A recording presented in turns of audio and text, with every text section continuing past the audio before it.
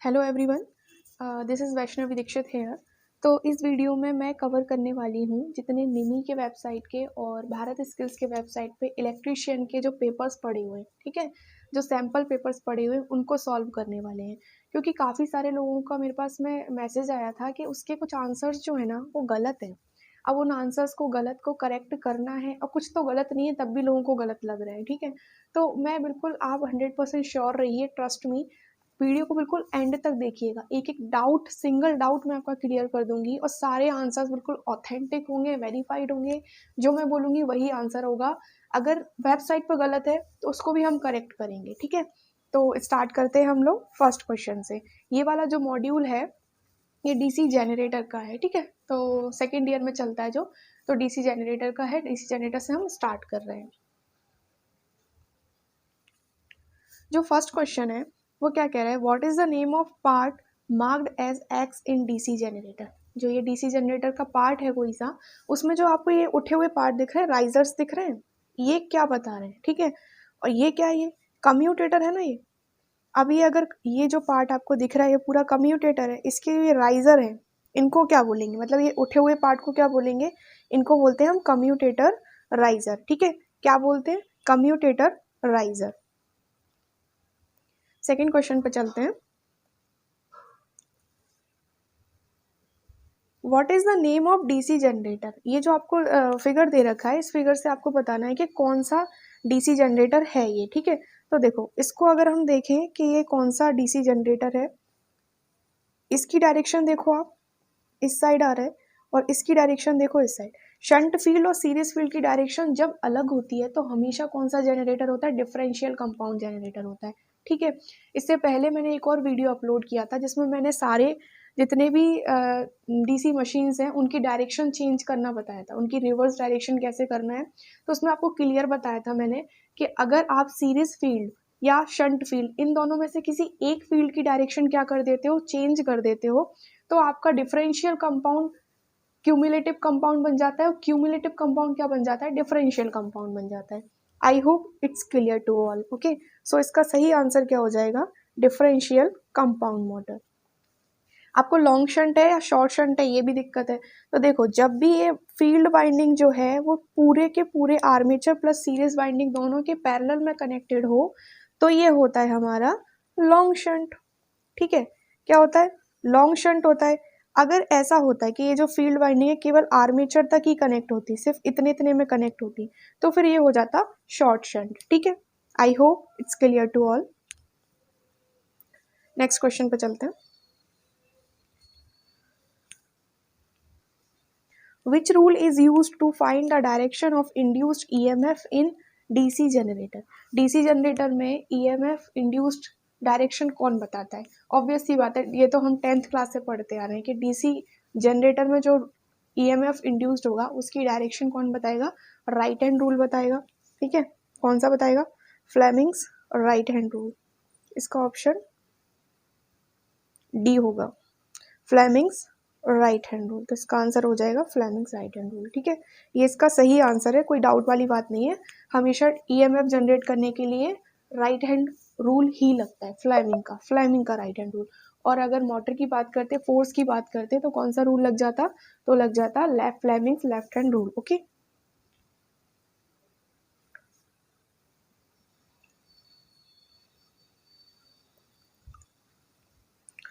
इसके बाद हम बात करेंगे फोर्थ क्वेश्चन की। Which formula is used to calculate the generated EMF in DC generator. हाँ देखिए, इस क्वेश्चन का बहुत लोगों का डाउट आया था। ऑफ कोर्स इसका आंसर शीट में गलत दिया हुआ है।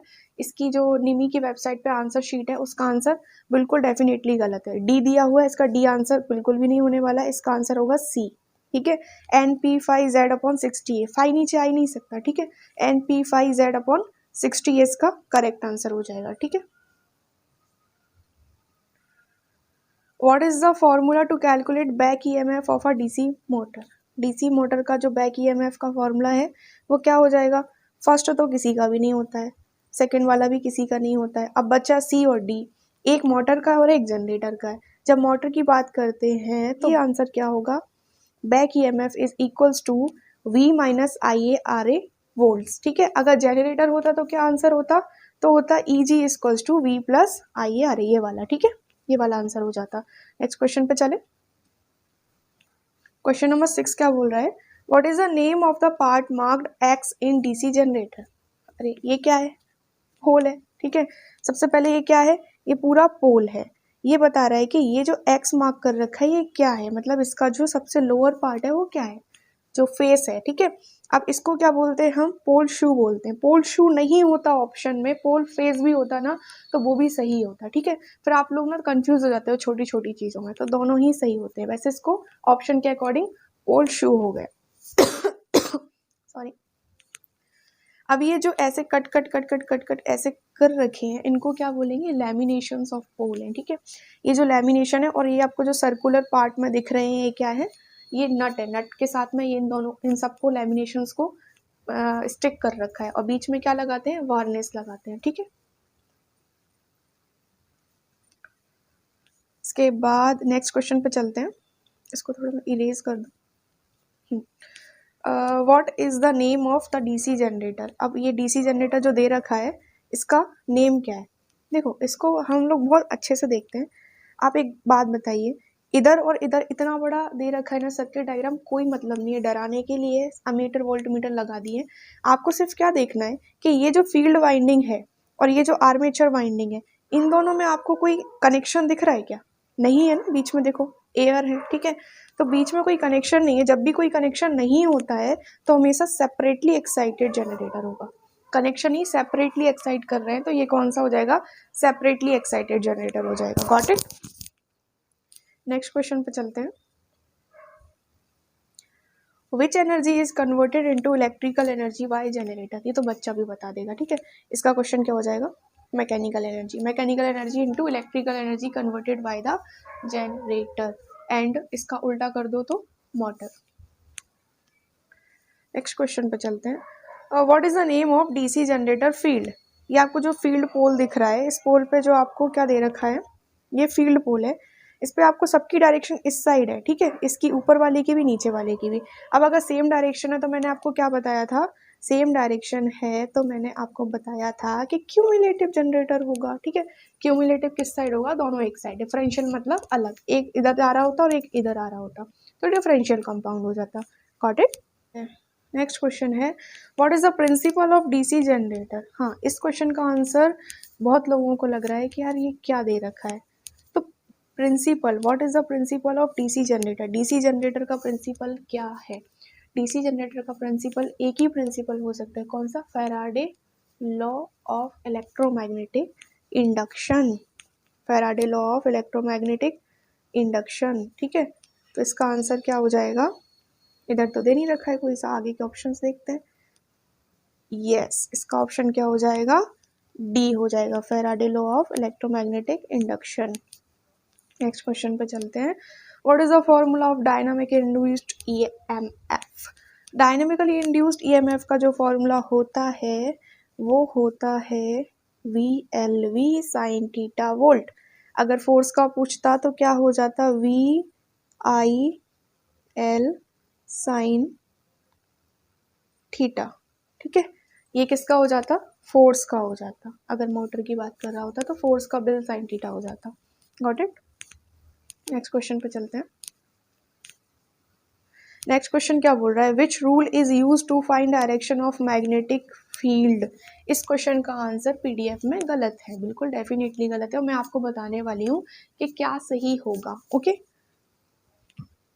इसका सही आंसर अभी अपन टिक करते हैं। क्या हो रहा है,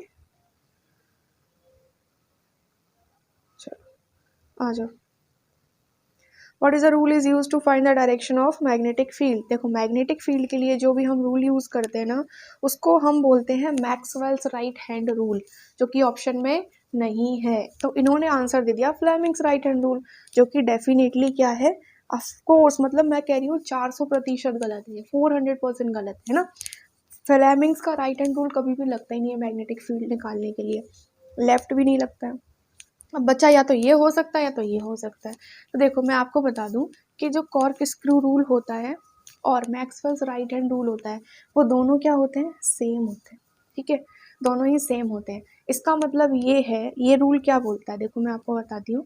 ये रूल क्या बोलता है, आप अपने right, Maxwell right hand thumb rule बोलता है, आप अपने राइट हैंड को लीजिए, राइट हैंड में आप क्या कीजिए, करंट की डायरेक्शन अगर थंब शो कर रहा है, लेट सपोज कि करंट क्या है, इनसाइड है, तो इनसाइड थंब शो कर रहा है, तो मेरी जो फिंगर है वो फोल्ड जो करेंगी वो डायरेक्शन क्या बताएगा, वो डायरेक्शन बताएगा मैग्नेटिक फील्ड का।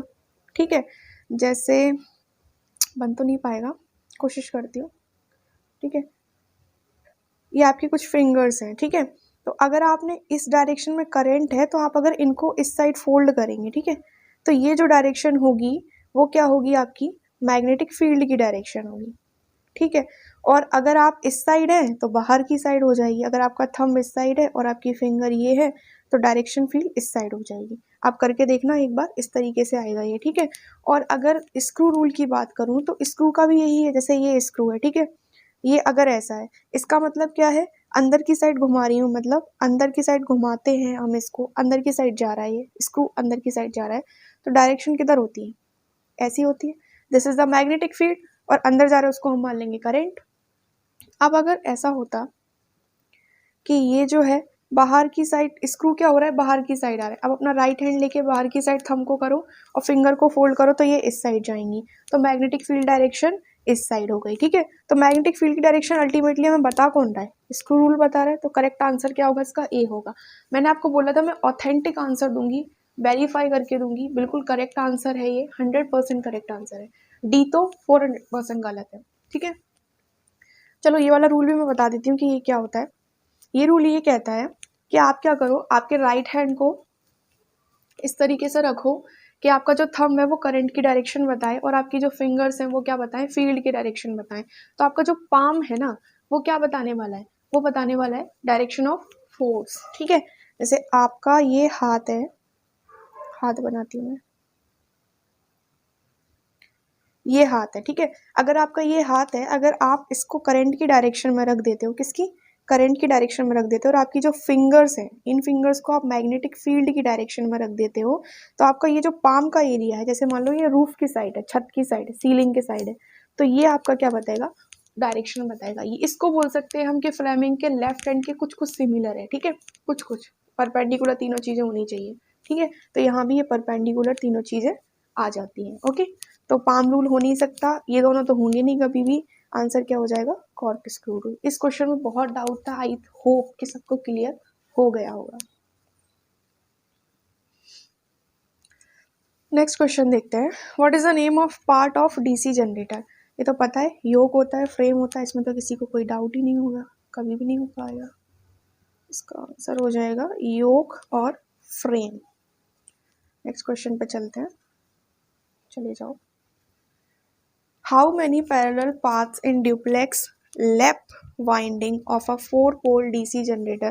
शायद इसका भी आंसर कुछ गलत दिया है या नहीं दिया, आई डोंट नो। मैं आपको बता देती हूँ कि इसको कैसे निकालते हैं। How many parallel path in duplex lap winding. देखो लैप वाइंडिंग में क्या होता है, पैरेलल पाथ किसके बराबर होते हैं, पोल्स के बराबर होते हैं। ठीक है, अब ड्यूप्लेक्स बोल रखा है तो 2 टाइम्स हो जाएंगे, 2 times poles equals to parallel path. ठीक है, तो ये 4 दे रखा है, 4 टू ज़ा कितना होता है, 8 होता है, तो 8 आंसर हो जाएगा। एक शायद पता नहीं इस पीडीएफ में या दूसरे पीडीएफ में इसका आंसर 2 दे रखा था, तो बिल्कुल भी नहीं होगा, करेक्ट आंसर 8 होगा, डेफिनेटली होगा। 2 बिल्कुल गलत है अगर दे रखा है तो। ठीक है, इसका आंसर डेफिनेटली क्या होने वाला है, 2 टाइम्स पी यानी कि 8। नेक्स्ट क्वेश्चन देखते हैं, name the part of DC generator. ये कौन सा पार्ट है डीसी जनरेटर का। देखो ऐसे क्वेश्चंस करने के लिए थोड़ा सा हमें कॉमन सेंस यूज़ करना पड़ेगा, तो कॉमन सेंस यूज़ करने के लिए क्या करेंगे, है ही नहीं। ठीक है थोड़ा सा तो है, उसको यूज़ करेंगे। उसको कैसे यूज़ करेंगे, देखो फर्स्ट ऑप्शन देखो, फर्स्ट ऑप्शन में आपको क्या दिख रहा है, साइड एंड प्लेट्स दिख रहा है क्या, कोई प्लेट व्लेट होता है क्या, होता ही नहीं है मशीन में ऐसा कुछ प्लेट वाला पार्ट। पोल शू डेफिनेटली नहीं दिख रहा है, पोल शू का अभी पहले एक क्वेश्चन आया था, पोल शू वैसा दिखता है। कम्यूटेटर सेगमेंट का भी फर्स्ट क्वेश्चन था, डेफिनेटली ऐसा तो नहीं होता है, तो बचा क्या, आर्मेचर बचा। और वैसे भी ये आर्मेचर कोर ही दिख रहा है हमें ना, स्लॉट्स कटे हुए हैं, ये देखो ये स्लॉट्स कटे हुए हैं, तो ये आर्मेचर कोर दिख रहा है हमें। ओके, नेक्स्ट क्वेश्चन पे चलते हैं। How interpoles are connected in DC generator, DC generator में जो है पोल्स को कैसे कनेक्ट करते हैं, इंटरपोल्स को कैसे कनेक्ट करते हैं। इंटरपोल्स कहाँ पे होते हैं, दोनों पोल्स के बीच में होते हैं। जैसे ये डीसी मशीन मान लो, यहाँ पे पोल है, यहाँ पे पोल है, यहाँ पे पोल है और यहाँ पे, इनके बीच में इंटरपोल्स होते हैं ऐसे, ठीक है। अब ये जो इंटरपोल्स हैं इनको हम किस तरीके से कनेक्ट करते हैं, तो इनको हम हमेशा आर्मेचर के साथ सीरीज में कनेक्ट करेंगे, ठीक है। तो इसका आंसर, क्योंकि हमें आर्मेचर रिएक्शन के लिए यूज़ कर रहे हैं ना इंटरपोल्स को, कंपनसेटिंग वाइंडिंग को, आर्मेचर रिएक्शन को ही नलीफाई करने के लिए कर रहे हैं, तो इसके लिए इसे किस में कनेक्ट करते हैं, आर्मेचर के साथ सीरीज में। Answer is A correct. और इसके अलावा कोई भी आंसर दिया हो हमेशा गलती है, ठीक है। सीरीज में ही कनेक्ट करेंगे हम आर्मेचर के। नेक्स्ट क्वेश्चन पे चलते हैं। चलो चलो, गलत हो रहा है ये। चलो, what is the necessity of residual magnetism in a self excited DC generator. जो सेल्फ एक्साइटेड डीसी जनरेटर है उसमें रेजिडुअल मैग्नेटिज्म की क्या ज़रूरत होती है, ठीक है। Build up the voltage, reduce the field current, reduce armature current, या फिर last option is maintain constant voltage.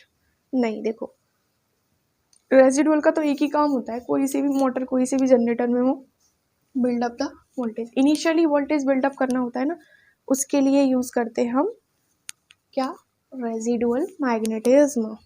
Okay, चलो नेक्स्ट क्वेश्चन पे चलते हैं।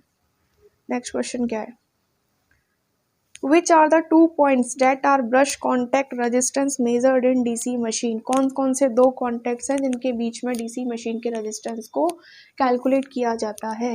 देखो टोटल रेजिस्टेंस कैलकुलेट ना 2 ही चीज़ों के बीच में किया जाता है। ऑप्शन देखने के पहले ना आपको आंसर आने चाहिए, तो डाउट आएंगे ही नहीं। जैसे देखो रेजिस्टेंस बिटवीन अपोजिट ब्रशेस, क्यों भैया अपोजिट ब्रशेस क्यों, गलत है। Resistance between brush and commutator, थोड़ा थोड़ा लग सकता है, देखते हैं आगे पढ़ते हैं। Resistance between brushes and commutator, resistance between brushes and armature conductor, देखो ये तो डेफिनेटली गलत है, ये भी गलत है, बचे ये दोनों। तो कम्यूटेटर राइजर से नहीं करते हम, कम्यूटेटर से ही करते हैं। कम्यूटेटर जैसे ये कम्यूटेटर्स लगे हुए हैं, यहाँ पे ब्रशेस हैं, तो इन दोनों के बीच का ही रेजिस्टेंस कैलकुलेट करते हैं, ठीक है। नेक्स्ट क्वेश्चन पे चलते हैं। Which voltage drop is indicate in the portion marked in X. ये वाला जो वोल्टेज ड्रॉप है ये किसके कारण है, ये पूछ रहा है। तो ये जो वोल्टेज ड्रॉप होता है आर्मेचर रिएक्शन ड्रॉप होता है। आर्मेचर रिएक्शन के कारण जो ड्रॉप आता है ना, वो वाला ड्रॉप होता है। तो इसका आंसर हो जाएगा सी। सही है, सी आंसर सही है, कोई दिक्कत वाली बात नहीं है। What is the name of compound generator if the shunt field is connected in parallel with armature। ये क्या बोल रहा है, जब ऐसे क्वेश्चंस ना आया करें ना तो आप उनको बना लिया करो, ठीक है। जैसे what is the name of compound generator when shunt field is connected in parallel with armature. देखो इसको बना देते हैं, दिस इज आर्मेचर, ओके, और ये इसकी हो गई सीरीज फील्ड, ठीक है। ये क्या बोल रहा है, ये सीरीज फील्डिंग हो गई। अब शंट फील्ड किससे कनेक्टेड है, आर्मेचर के पैरेलल कनेक्टेड है, मतलब यहाँ पे कनेक्टेड है, ठीक है। ये कौन सा होता है पता है आप लोगों को, शॉर्ट शंट होता है ना, तो कौन सा हो जाएगा, शॉर्ट शंट कंपाउंड जनरेटर। देखा है ना ये वाला जनरेटर, अगर ये फुल होता तो लॉन्ग शंट होता, लेकिन ये शॉर्ट है तो कितना हो जाएगा, ये हो जाएगा short shunt generator. Why the armature core of DC generator is laminated. हमेशा कभी भी लैमिनेशन आ जाएगा ना, लैमिनेशन का एक ही काम है अपने जीवन में, क्या करना, एडी करंट को कम करना। लैमिनेशन का एक ही काम है, उसके अलावा कोई काम कर ही नहीं सकता वो, reduce the eddy current loss. क्योंकि बीच में क्या हो जाता है, रिलक्टेंस बढ़ जाता है। रिलक्टेंस हम नहीं चाहते ना मैग्नेटिक पार्ट के अंदर करंट फ्लो हो, मैग्नेटिक पार्ट के अंदर केवल फ्लक्स ही फ्लो होना चाहिए। करंट फ्लो होता है उसे हम एडी करंट बोलते हैं। अब उसको कम करने के लिए हम लैमिनेशंस करते हैं, पतले पतले पतले काट के, फिर उनको नट बोल्ट के साथ में स्टिक कर देते हैं वार्निश लगा के, जिससे क्या होता है, रिलक्टेंस बढ़ जाता है, रेजिस्टेंस बढ़ जाता है। रेजिस्टेंस बढ़ने से क्या होता है, एडी करंट कम हो जाता है। नेक्स्ट क्वेश्चन देखते हैं। Why armature resistance of DC generator is very लो।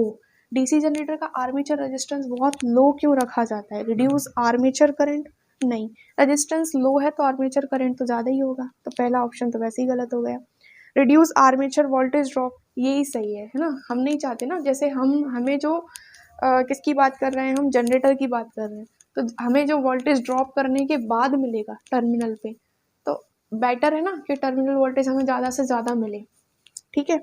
तो इसलिए हम कोशिश करेंगे कि ये कम से कम हो। देखो V terminal is equals to E G minus IA RA, इसका ये फॉर्मूला होता है, terminal voltage is equals to EG minus IA RA। तो हम क्या चाहेंगे, हम यही चाहिए ना, टर्मिनल पे वोल्टेज हमें मैक्सिमम मिले। जब तक ये मिनिमम नहीं होगा तब तक ये मैक्सिमम नहीं होगा, और ये भी मैक्सिमम नहीं होगा। तो हम क्या चाहते हैं कि ये कम से कम हो, इसलिए रेजिस्टेंस को कम से कम रखते हैं, ठीक है। रेजिस्टेंस को क्या रखते हैं, कम से कम रखते हैं। I hope it clears to all. Why the DC generator should run in clockwise direction only, क्यों हमेशा DC जनरेटर को क्लॉकवाइज डायरेक्शन में ही रोटेट करना है। वैसे तो ये क्वेश्चन बहुत ज़्यादा गलत है, ऐसा कोई क्वेश्चन डिज़ाइन होना ही नहीं चाहिए, लेकिन फिर भी अगर ऐसा क्वेश्चन आ जाता है तो आप क्या टिक करेंगे, आपको देखो कुछ तो लगाना ही पड़ेगा, ठीक है। तो कुछ लगाने के लिए protect brushes from damage, no. Brushes से क्या मतलब, प्रोटेक्ट द रेजिडुअल मैग्नेटिज्म को हम क्लॉकवाइज डायरेक्शन में ही यूज़ कर सकते हैं। अवॉइड शॉर्ट सर्किट, ये तो गलत है। अवॉइड ओवरलोडिंग ऑफ जनरेटर, ये भी नहीं हो सकता। देखो ये क्वेश्चन बनना ही नहीं चाहिए, लेकिन फिर भी अगर दिया है ना तो इसका काफ़ी हद तक ये आंसर हो सकता है, क्योंकि अगर मैंने DC जनरेटर को एक बार स्टार्ट कर दिया क्लॉकवाइज में, तो उसमें जो रेजिडुअल मैग्नेटिज्म रहेगा वो क्लॉकवाइज में ही दोबारा चलाने पर काम आएगा। एंटी क्लॉकवाइज चलाएंगे तो वो काम नहीं आएगा। I hope it's clear to you. Next question देखते हैं, why compensating winding is provided in large DC generator. Compensating winding क्यों प्रोवाइड कराई जाती है लार्ज DC जनरेटर में। कनेक्ट मोर लोड्स, नहीं बिल्कुल नहीं, ऐसा थोड़ी ना होता है। Reduce commutation effect, commutation effect को कम करने के लिए, ये भी नहीं लग रहा है ना। और इसके बाद में आगे के ऑप्शंस देख लेते हैं क्या है। न्यूट्रलाइज आर्मेचर रिएक्शन, यस ये मिला ना हमें परफेक्ट आंसर। हमें आर्मेचर रिएक्शन को न्यूट्रलाइज करने के लिए हम क्या यूज़ करते हैं, न्यूट्रलाइज करने के लिए हम यूज़ करते हैं compensating winding, interpoles etcetera etcetera, ठीक है। चलो, what is the reason for DC generator fails to build up voltage. देखो बिल्डअप वोल्टेज क्या बताया था मैंने, किसके कारण बिल्डअप होता है।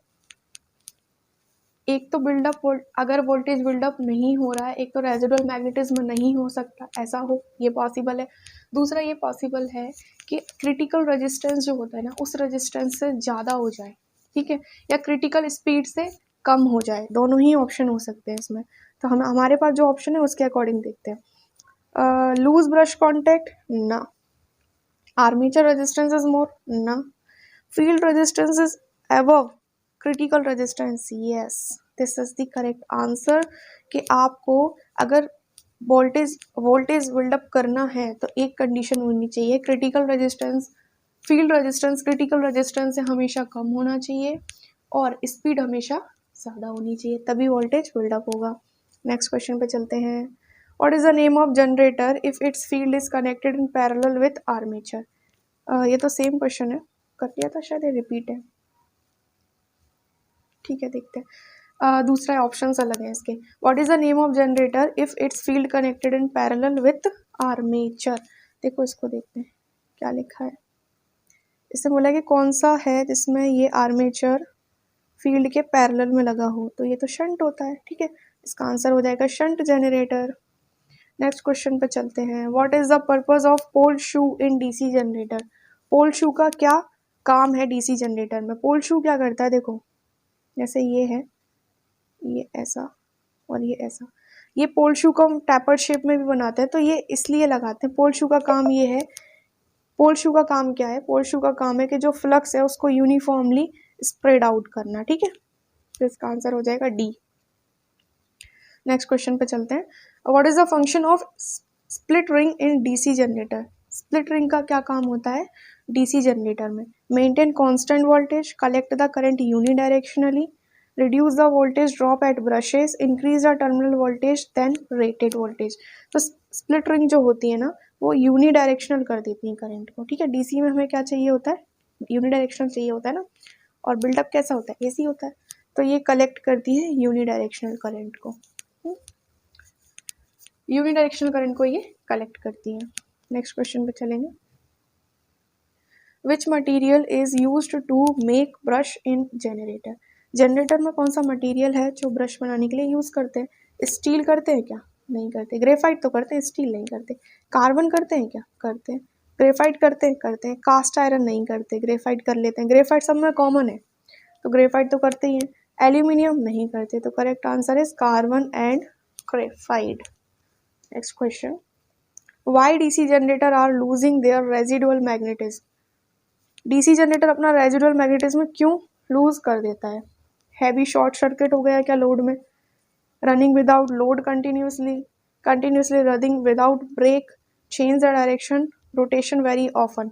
इसका करेक्ट आंसर हो जाएगा बार बार क्या हो रहा है, डायरेक्शन को चेंज कर रहा है। जैसे मैंने वो ऊपर वाला क्वेश्चन बताया था आपको कि अगर मैंने एक क्लॉकवाइज में स्टार्ट कर दिया है तो रेजिडुअल मैग्नेटिज्म बचाने के लिए मुझे दोबारा भी क्लॉकवाइज में ही स्टार्ट करना पड़ेगा। तो क्वेश्चन सही डिजाइन नहीं था, लेकिन आंसर यही कहना चाह रहा है उसका, ठीक है। और change in direction, bar bar direction change हो रहा है तो उसका रेजिडुअल बच ही नहीं पा रहा, इधर जा रहा है और उधर जा रहा है ना, यहाँ आके यहाँ चला जा रहा है, तो उसका रेजिडुअल नहीं बन पा रहा। नेक्स्ट क्वेश्चन देखते हैं। How does a magnetic circuit complete through the yoke and pole in the generator. क्या कह रहा है कि मैग्नेटिक सर्किट कैसे कंप्लीट होता है। मैंने क्या बोला कि योक भी क्या करेगा आपका, मैग्नेटिक डीसी मशीन में योक भी मैग्नेटिक सर्किट को या तो कास्ट आयरन का बनेगा या तो कास्ट स्टील का बनेगा। तो ये क्या करता है, इसमें भी फ्लक्स फ्लो होता है। फिर क्या लिखा है, through the yoke and poles. फिर यहाँ पे ये पोल्स लगे हुए हैं, ठीक है, ये पोल्स लगे हुए हैं। और उसके बाद कहाँ जाता है ये पूछ रहा है ना, पूरा कंप्लीट सर्किट कैसे होता है। क्या फील्ड कॉइल में जाता है, क्या आर्मेचर कॉइल में, या लैमिनेटेड पोल कोर, या फिर वाइंडिंग कंडक्टर इन आर्मेचर। ये जाता है कोर में, ठीक है, पोल कोर यहीं से कंप्लीट करेगा ना। देखो योक ये रहा, ठीक है, और पोल्स ये रहे। अब ये जो पोल्स है यहाँ पे नॉर्थ साउथ करके कुछ भी आएगा, तो ये कोर के कारण ही तो अटैच है ना यहाँ से, तो इसका आंसर हो जाएगा लैमिनेटेड पोल कोर।